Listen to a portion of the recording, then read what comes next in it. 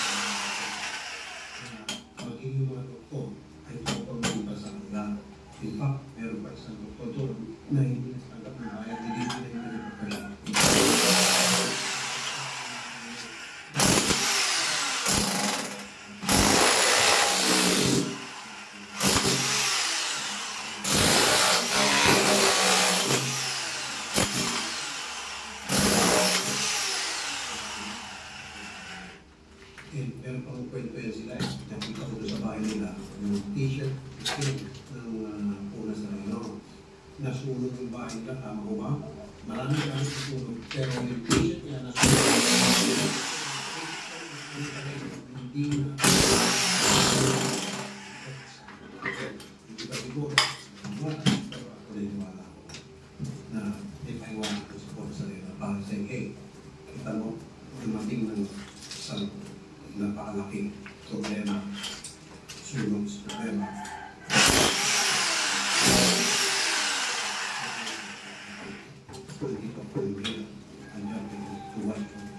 Now, ma'am, kapag hindi po tatanggapin ko, meron po ako naisip. Pahawakan ko po sa inyo, pag meron dumating ng isang tao, kung kayo na kayo po mga.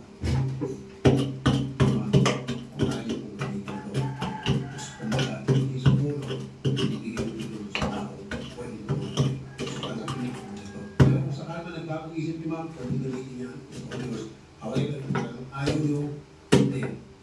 Dumating yung time, meron isang complaint na naglag ng tulog, medical, of course. Sasabihin ko, pumunta sa inyo, kasamahan namin, mag-abot si Ken doon sa tao. Okay? Kung baga, nakatulog ka. Ako kasi namin yung talaga mong yung paghihirap ng mga mesa. Yung mga tao wala ipagkabag na namamatay, na wala ipagpagkabag. Samantala po ang anak ko, 19 years ay doon. Napakalaking gastos ko. Kaya ako noong 2012, kailangan ko po patahan. 500,000 po yung hinihingi sa amin. Talaga siya na po ayaw kasi nakauna-una yung akong kapasidad na magiging hindi namin alam na tapos na siya. So, saan galing po yung 5,000? Ano po, wala po hindi kami nakapag-produce po. Kaya siya na po nag-desisyon na nakapag-produce. Actually, hindi na po yung presyo. Hindi ko sa pagkakalang presyo sabi may mga doktor na volunteer ng kanilang services na walang kaya. Kaya, paano ko yung doktor? Kaya, check up ako monthly. Hindi po sila kung we're talking about private hospital po ito, no? Private hospital. Ngayon talaga po, tutulong ako sa iya po. Kasi nga po, pagkahilis ko po, papaalam ko ako sa kanya. Doon na po ako napunta ng iya. Nag-reserve po. Kasi minsan sir, nakita po natin pag nadain kasi po siya. Hindi naman siya manadain ang nasigaw. Pag naandun ako, parang ayoko rin naman nakikita kaya sabi niya, mas kami naman nasa iya po. Kaya ang bilin ko nga po sa mga kapatid. In case na iba na mangyayari sa kuya niyo, basta sugod niyo, susunod ako kung nasaan siya. Ganyan nga po yung nangyari nung last year. Si tatay niya po ang kasama sa ospital. Okay. Ma'am, gusto niyo pong magbigay ng pahay.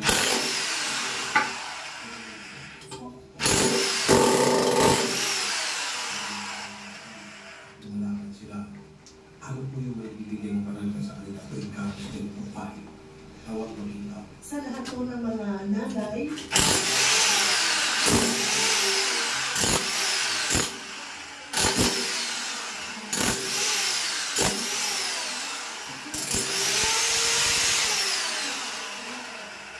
pero tayo susuko. Pagkatapos po, bakit ulit? Kasi sa naranasan ko po talaga.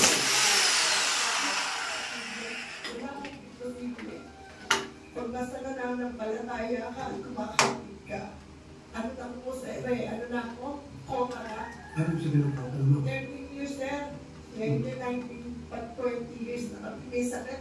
Kasama ko pa. God is good. God is great. Po, samantala yung iba, kausap niya lang. Nanamin niya isang linggo, namatay na po. Isipin niya sa amin, ang dami namin kong pinagdaanan.